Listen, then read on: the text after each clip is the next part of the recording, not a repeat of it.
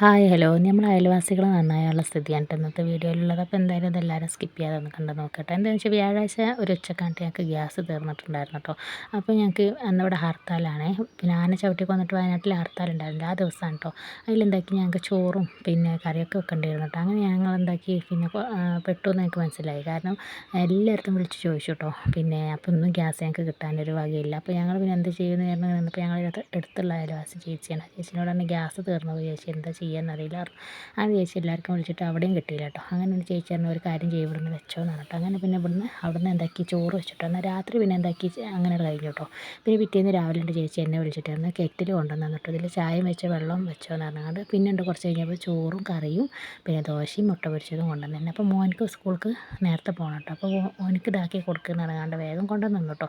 അങ്ങനെ പിന്നെ ഉമ്മ തലേന്ന് വിളിച്ചിട്ടുണ്ടായിരുന്നു, ഇങ്ങോട്ട് പോരും ഇവിടെ വന്ന് നിന്നോ എന്ന് പറഞ്ഞിട്ട്. അപ്പോൾ പക്ഷേ അവിടെ പോയാൽ എന്താണെന്ന് വെച്ചാൽ രാവിലെ എത്താൻ കുറച്ച് ലേറ്റായി പോകും. അപ്പോൾ പിന്നെ അത് വിചാരിച്ചിട്ട് വേഗം പിന്നെ അങ്ങോട്ട് പോരും, ഒരു ദിവസം അഡ്ജസ്റ്റ് ആക്കാമെന്ന് വിചാരിച്ചിട്ടോ.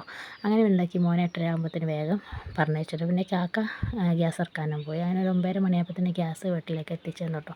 ഞങ്ങൾ 5 പേരുണ്ട്, 5 പേർക്കും 2 നേരത്തെ ഭക്ഷണമാണ് കേട്ടോ ചേച്ചി ഉണ്ടാക്കിയിട്ട് ഞങ്ങൾക്ക് കൊണ്ടുവന്ന് തന്നത്.